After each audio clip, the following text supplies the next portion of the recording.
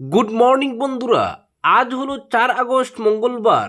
আজকের সকালের বিশেষ বিশেষ খবর হলো বন্যা দুর্গতদের পাশে সিদ্দিক আজমলের হাতে তুলে দিলেন 1 লক্ষ টাকা। উজান আসামের বন্যা দুর্গত মানুষের সহায়তা এগিয়ে এলেন প্রাক্তন মন্ত্রী সিদ্দিক আহমেদ। অসুস্থ থাকা সত্ত্বেও মানবিক উদ্যোগের অংশ হিসেবে তিনি বন্যায় ক্ষতিগ্রস্ত অসহায় মানুষের জন্য এআইইউডিএফ সুপ্রিমো তথা বিধায়ক মৌলানা বদরুদ্দিন আজমলের হাতে নগদ 1 লক্ষ টাকা তুলে দেন। সোমবার সিদ্দিক আহমেদের শারীরিক অবস্থার খোঁজ নিতে তার বাসভবনে যান মৌলানা বদরুদ্দিন আজমল। এ সময় সৌজন্য সাক্ষাতের পাশাপাশি উজান আসামের বন্যা পরিস্থিতি নিয়েও আলোচনা হয়। পরে বন্যা দুর্গতদের ত্রাণ ও সহায়তার উদ্দেশ্যে সিদ্দিক আহমেদ নিজ হাতে আজমলের কাছে 1 লক্ষ টাকার অনুদান প্রদান করেন। এই মানবিক উদ্যোগের মাধ্যমে বন্যা কবলিত মানুষের পাশে দাঁড়ানোর আহ্বানও জানান তিনি। পরবর্তী খবর, সেন্সাস 2027 উপলক্ষে হাইলাকান্দিতে জোর কদমে চলছে প্রচার অভিযান।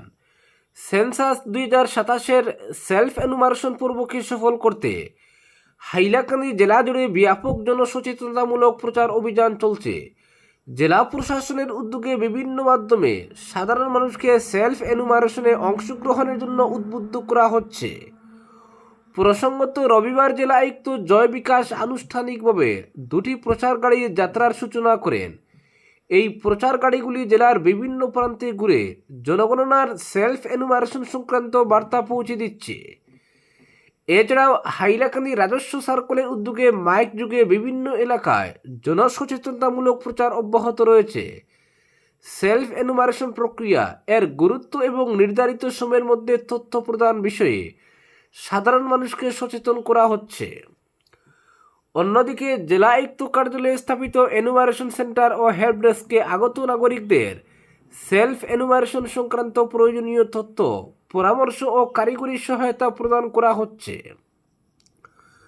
জেলা প্রশাসনের পক্ষ থেকে সকল নাগরিককে নির্ধারিত সময়ের মধ্যে সেলফ এনুমারেশন সম্পন্ন করে সেন্সাস 2027-কে সফল করার আন্তরিক আহ্বান জানানো হয়েছে। পরবর্তী খবর, কালাইনচূড়ায় নাবালিকার শ্লীলতাহানির চেষ্টার অভিযোগে উত্তেজনা, 1 সপ্তাহ পর অধরা অভিযুক্ত খুব। কাছাড় জেলার কাটিগড়া বিধানসভা কেন্দ্রের অন্তর্গত কালাইনচূড়া এলাকায় 5ম শ্রেণীর এক নাবালিকার শ্লীলতাহানির চেষ্টার অভিযোগে কেন্দ্র করে তীব্র চাঞ্চল্যের সৃষ্টি হয়েছে। অভিযোগ ঘটনার 1 সপ্তাহ পেরিয়ে গেলেও অভিযুক্তকে গ্রেপ্তার করতে পারেনি পুলিশ। এতে ক্ষোভ প্রকাশ করে নাবালিকার পরিবার ও স্থানীয় বাসিন্দারা সংবাদ মাধ্যমের দ্বারস্থ হয়েছেন। পরিবারের অভিযোগ অনুযায়ী গত 28 জুলাই সকাল প্রায় 7টার দিকে নাবালিকা স্থানীয় একটি দোকানে চিনি কিনতে গেলে দোকান মালিক জামাল উদ্দিন তাকে 2টি লাড্ডুর প্রলোভন দেখিয়ে দোকানের ভিতরে নিয়ে যায়। সেখানে তার শ্লীলতাহানির চেষ্টা করা হয় বলে অভিযোগ। নাবালিকার চিৎকার শুনে আশেপাশের লোকজন ছুটে এলে অভিযুক্ত ঘটনাস্থল থেকে পালিয়ে যায় বলে পরিবারের দাবি। ঘটনার পরই নাবালিকার মা গুমরা পুলিশ অনুসন্ধান কেন্দ্রে লিখিত অভিযোগ দায়ের করেন। তবে অভিযোগ দায়েরের 1 সপ্তাহ পর অভিযুক্তকে গ্রেপ্তার করা হয়নি। পরিবারের দাবি, একাধিকবার পুলিশ প্রশাসনের সঙ্গে যোগাযোগ করেও তারা কোনো কার্যকর পদক্ষেপ দেখতে পাননি। স্থানীয় বাসিন্দাদের অভিযোগ, অভিযুক্ত জামাল উদ্দিনের বিরুদ্ধে অতীতেও একই ধরনের একাধিক অভিযোগ উঠেছিল। এমনকি নিজের 3 পুত্রবধূর সঙ্গেও অসদাচরণের অভিযোগ স্থানীয়ভাবে উঠে এবং সেগুলি গ্রাম্য সালিসের মাধ্যমে মীমাংসা করা হয়েছিল বলে দাবি করা হয়েছে। তবে এসব অভিযোগের স্বাধীনভাবে সত্যতা যাচাই করা সম্ভব হয়নি। গ্রামবাসীদের আরও দাবি, অভিযুক্ত বর্তমানে প্রকাশ্যে ঘোরাফেরা করছে এবং পুলিশ আউটপোস্টের দায়িত্বপ্রাপ্ত কর্মকর্তার সঙ্গে সুসম্পর্ক থাকার কথা বলে নিজের বিরুদ্ধে কোনো ব্যবস্থা নেওয়া হবে না বলে দাবি করছে। এছাড়া অভিযুক্তকে গ্রেপ্তারের দাবিতে পুলিশ আউটপোস্টে গেলে পুলিশ উল্টো গ্রামবাসীদেরই অভিযুক্তকে ধরে দিতে বলেছে বলেও অভিযোগ ওঠে। পরিবারের সদস্যদের বক্তব্য, সামাজিক লজ্জা ও নাবালিকার মানসিক অবস্থার কথা বিবেচনা করে এতদিন বিষয়টি প্রকাশ্যে আনেননি তারা, কিন্তু দীর্ঘ সময় পেরিয়েও বিচার না মেলায় অবশেষে সংবাদ মাধ্যমের সামনে এসে ঘটনার বিস্তারিত তুলে ধরেছেন। এদিকে গ্রামবাসীদের আনা অভিযোগের বিষয়ে পুলিশের পক্ষ থেকে এখনো পর্যন্ত কোনো আনুষ্ঠানিক প্রতিক্রিয়া পাওয়া যায়নি। নাবালিকার পরিবার ও স্থানীয় বাসিন্দারা ঘটনার নিরপেক্ষ তদন্ত, অভিযুক্তের দ্রুত গ্রেপ্তার ও আইন অনুযায়ী দৃষ্টান্তমূলক শাস্তির দাবি জানিয়েছেন। পরবর্তী খবর, অলইচূড়ায় ধর্ষণ ও হত্যার শিকার কিশোরীর ন্যায় বিচার দাবিতে সোমবার কারিচূড়া বাজার কমিটির উদ্যোগে এক মৌন মিছিল বের হয়। মিছিলে এলাকার বিভিন্ন শ্রেণীর পেশার শতাধিক নারী পুরুষ অংশগ্রহণ করে ঘটনার তীব্র প্রতিবাদ জানান। মৌন মিছিলে উপস্থিত ছিলেন কারিচূড়া বাজার কমিটির সভাপতি অভিজিৎ পাল চৌধুরী, সম্পাদক সাগর কৈরি, রাইজর দলের নেতা জহির উদ্দিন লস্কর, সমাজসেবী জাফর ইকবাল, পার্থপ্রতিম আফজল মজুমদার, মুস্তাক লস্কর, বাপ্পি দত্ত সহ এলাকার বিশিষ্ট ব্যক্তিরা। মিছিল শেষে উপস্থিত সকলেই নিহত কিশোরীর আত্মার শান্তি কামনায় 2 মিনিট নীরবতা পালন করেন। পাশাপাশি ঘটনার নিরপেক্ষ ও সুষ্ঠু তদন্তের মাধ্যমে দ্রুত দোষীদের আইনের আওতায় এনে কঠোর শাস্তির দাবি জানানো হয়। এ সময় এলাকাবাসী বলেন, এ ধরনের নৃশংস ঘটনার পুনরাবৃত্তি রোধে অপরাধীদের বিরুদ্ধে দৃষ্টান্তমূলক ব্যবস্থা গ্রহণ করা অত্যন্ত জরুরি। তারা প্রশাসনের কাছে দ্রুত ন্যায় বিচার নিশ্চিত করার আহ্বান জানান। পরবর্তী খবর, থানার মাত্র 500 মিটার দূরে দিন দুপুরে দুঃসাহসিক চুরি, জনতার হাতে ধরা পড়ল চোর। পাতারকান্দি থানার একেবারে নাকের ডোকায় মাত্র 500 মিটার দূরে অবস্থিত বাজারগাঁও এলাকায় দিন দুপুরে সংঘটিত এক দুঃসাহসিক চুরির ঘটনায় চাঞ্চল্য ছড়িয়ে পড়েছে গোটা এলাকায়।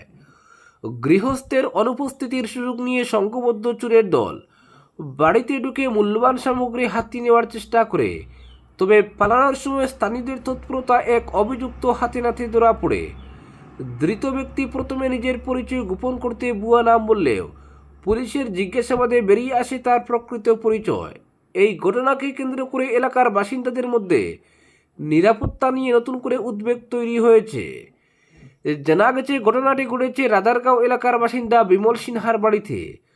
পরিবারের সদস্যরা বাড়িতে না থাকার সুযোগে দিনের আলোতেই চোরের দল বাড়িতে প্রবেশ করে এরপর ঘরের আলমারি, আসবাবপত্র ও অন্যান্য জিনিসপত্র তছনছ করে মূল্যবান সামগ্রী খুঁজতে থাকে। ঘরের বিভিন্ন কক্ষ উলটপালট করে তারা নগদ অর্থ, গয়না এবং অন্যান্য মূল্যবান সামগ্রী নিয়ে পালানোর চেষ্টা করে। ঠিক সেই সময় স্থানীয় কয়েকজন বাসিন্দার সন্দেহ হওয়ায় তারা বাড়ির দিকে এগিয়ে যান। বিষয়টি বুঝতে পেরে চোরের দল পালানোর চেষ্টা করলে শুরু হয়ে দেওয়া এক পর্যায়ে স্থানীয়দের হাতে ধরা পড়ে যায় এক অভিযুক্ত। তবে তার সঙ্গে থাকা অন্য সহযোগীরা দ্রুত এলাকা ছেড়ে পালিয়ে যেতে সক্ষম হয়। ধৃত ব্যক্তির কাছ থেকে নগদ টাকা, হাতের একটি বালা, একটি মোটরসাইকেলের চাবি সহ একাধিক সামগ্রী উদ্ধার করা হয়েছে বলে স্থানীয় সূত্রে জানা গেছে।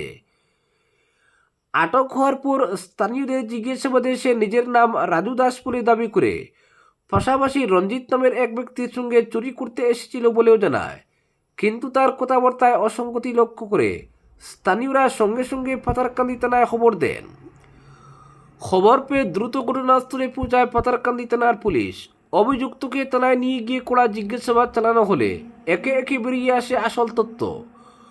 পুলিশি জেরায় ধৃত ব্যক্তি স্বীকার করে যে তার প্রকৃত নাম আবুল হোসেন এবং তার বাড়ি পূর্বগুল এলাকায়।